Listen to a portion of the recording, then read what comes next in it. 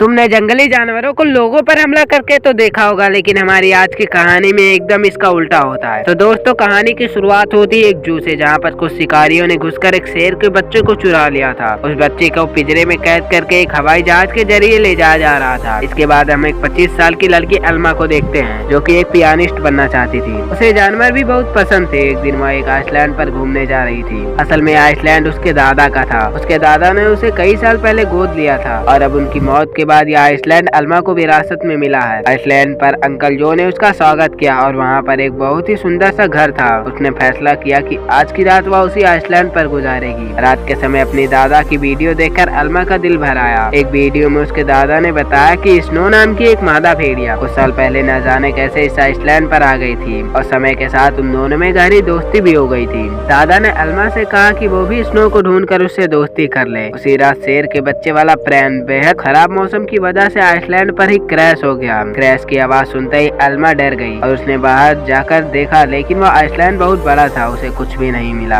अगली सुबह चार्ल्स और अली नाम के दो नौजवान वहाँ पर आए। उन्होंने स्नो को कैद करने के लिए जाल बिछा दिया था। असल में वह भेड़ियों के पार्क के मालिक थे और उसके लिए स्नो को पकड़कर ले जाना चाहते थे। कुछ देर बाद स्नो जाल में फंस गई, लेकिन अपनी सूझबूझ से चार्ल्स और अली के आने से पहले ही वह जाल काटकर भाग निकली। फिर वह डर गई और आइसलैंड की दूसरी तरफ पहुँच गयी, जहाँ उसकी मुलाकात अल्मा से हुई। पहले तो अल्मा घबरा रही थी, लेकिन फिर वह अपने दादा की बात याद करके स्नो को पुचपुचाने लगी। कुछ देर बाद अल्मा प्लैश क्रैन की जगह पर पहुंची। खुशकिस्मती से शेर के बच्चे को कोई चोट नहीं पहुंची थी। वह एक पक्षी के घोंसले में गिरा था, लेकिन पक्षी ने उसे नीचे धक्का दे दिया। इसके बाद वह सीधा जाकर अल्मा की गोद में गिरा। अल्मा ने उसे अपने साथ घर ले आई। उसी वक्त स्नो की छोटी बेटी भी आ गई। घर में 3 प्यारे जानवरों को देखकर अल्मा बहुत खुश थी। उसने तुरंत अंकल जो को बुलाया, लेकिन अंकल उन्होंने अल्मा से कहा कि इन खतरनाक जानवरों को घर में रखना ठीक नहीं है, तुम्हें इन्हें जू वालों को दे देना चाहिए। अंकल ने बताया कि शेर के बच्चे को ढूंढते हुए जू के कर्मचारी वहाँ जरूर आएंगे, और हुआ बिल्कुल वैसा ही। अगले दिन एलिमेंट कंट्रोल वालों ने वहाँ पर पहुँच गए और अल्मा जानती थी कि जू वाले कितने बेहरम होते हैं, इसलिए उसने फैसला किया कि वह उन्हें जानवरों के बारे में कुछ नहीं बताएगी। उन्होंने उनसे झूठ बोल दिया कि वह शेर के बच्चे को नहीं जानती, और वह घर वापस लौटकर उसने देखा कि स्नो के बच्चे के साथ साथ वह शेर के बच्चे को भी दूध पिला रही है। उसे बेहद खुशी हुई क्योंकि अब स्नो दोनों बच्चों का ख्याल रख रही थी। जैसे जैसे दिन बीतते गए, दोनों बच्चों में दोस्ती बढ़ती गई। अल्मा ने भेड़ियों के बच्चे का नाम जैक रखा और शेर के बच्चे का नाम ड्रीम। उधर अंकल जो कुछ चिंता थे या जंगली जानवर अल्मा को कोई नुकसान न पहुंचा दे, लेकिन इस तरह कुछ महीने गुजर गए। अब उन दोनों बच्चों में थोड़े बड़े हो चुके थे। अल्मा उन्हें आइसलैंड पर घुमाने ले जाती थी और अपने दादा की फेवरेट जगह पर उनके साथ खेलती। बदकिस्मती से एक दिन जब अल्मा पियानो की एडमिशन के लिए चली गई थी, तो पीछे से भेड़ियों के पार्क वाले ने आइसलैंड पर घुसकर इस बार वह स्नो को कैद करके अपने साथ ले गए। उधर अल्मा का सिलेक्शन भी हो गया था और वह बेहद खुश, लेकिन जब वह घर वापस लौटी तो उसके होश उड़ गए।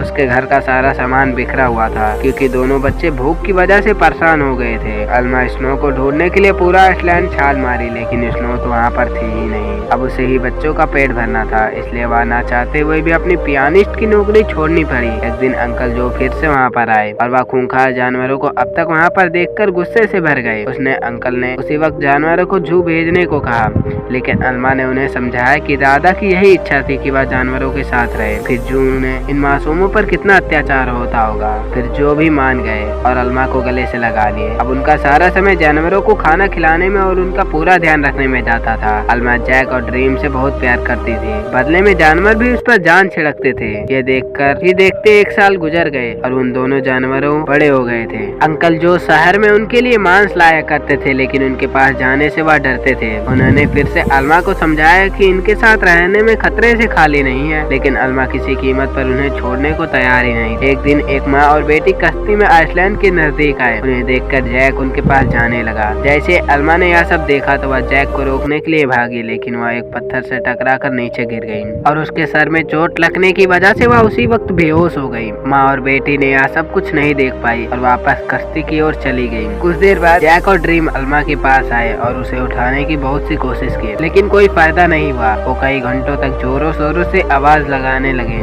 मदद के लिए पुकारने लगे, लेकिन कोई नहीं आया। जल्द ही रात हो गई। वह दोनों जानवर अलमा से सटकर बैठ गए और उन्हें पूरी रात जागकर अलमा को गर्माहट। अगली सुबह जो ने अलमा को कई बार कॉल किया, लेकिन कोई जवाब न मिलने से वह समझ गए तो गड़बड़ है। वो तुरंत आइसलैंड पर पहुँचे। उन्हें लगा कि जरूर जंगली जानवरों ने अलमा पर हमला कर दिया होगा, इसलिए उन्होंने एनिमल कंट्रोल वालों को कॉल कर दिया। लेकिन जब उन्हें अलमा बेहोश मिली और जानवरों को इनकी रक्षा करते हुए देखा तो वह अपने हरकत पर पछतावा हुआ। इसके बाद जब अलमा को हॉस्पिटल में ले जाया गया तो डॉक्टर ने उन्हें बताया कि अगर जैक और ड्रीम न होते और उसे गर्माहट न देते तो आज शायद वह जिंदा न होता। उधर एनिमल कंट्रोल वालों ने जैक को पकड़ के लाए और चार्ल्स नाम के एक आदमी को सौंप दिया। उन्हें एहसास हुआ कि जैक तो स्नो का ही बच्चा है। वही ड्रीम को एलन नाम के एक आदमी को बेच दिया गया, जो कि एक जू चलाता था। एलन बहुत ही बेहरम आदमी था। वो अक्सर अपने जानवरों को पीटा करता था, लेकिन अपने बाप से बिल्कुल उल्टा उसका बेटा राफ था। वो बहुत ही नरम दिल का था। जल्द ही उसकी दोस्ती ड्रीम से हो गई, लेकिन कुछ ही दिनों में बेचारे ड्रीम को नशीली दवाइयाँ देकर सर्कस करने में मजबूर कर दिया जाता है। ड्रीम ने अब तक अपनी जिंदगी मजे से आइसलैंड पर गुजारी थी, लेकिन इस बेरहम लोगों से उस पर काफी बुरा असर डाला, इसलिए राफ अक्सर उसे शांत करने के लिए जाया करता था। उधर हॉस्पिटल में अलमा होश में आती है और जैक और ड्रीम के बारे में अंकल से पूछती है। अंकल ने दिल पर पत्थर रख के उससे सारी सच्चाई बता दी। जैसे ही अलमा हॉस्पिटल से बाहर आई तो वह सीधा एनिमल कंट्रोल के दफ्तर पे पहुंच गई। उसे पता चला कि जैक को तो भेड़ियों के पार्क में भेज दिया गया और ड्रीम को उन्होंने एक सर्कस ग्रुप को दे दिया। ये सुनते ही गुस्से से वह भर गई और ऑफिसर्स के ऊपर चिल्लाने लगे, लेकिन अंकल जो ने उसे शांत किया और कुछ समय बाद अलमा अली को फोन करके जैक के बारे में पूछी। एलन बताता है कि जैक बहुत खुश है और यहाँ उसके कुछ दोस्त भी बन गए हैं। से अलमा को थोड़ी तसल्ली मिली, लेकिन अब वह ड्रीम की चिंता थी। अगले कुछ हफ्तों तक वह शहर के हर सर्कस में गई और ड्रीम के बारे में पूछताछ की, लेकिन कुछ हाथ नहीं मिला।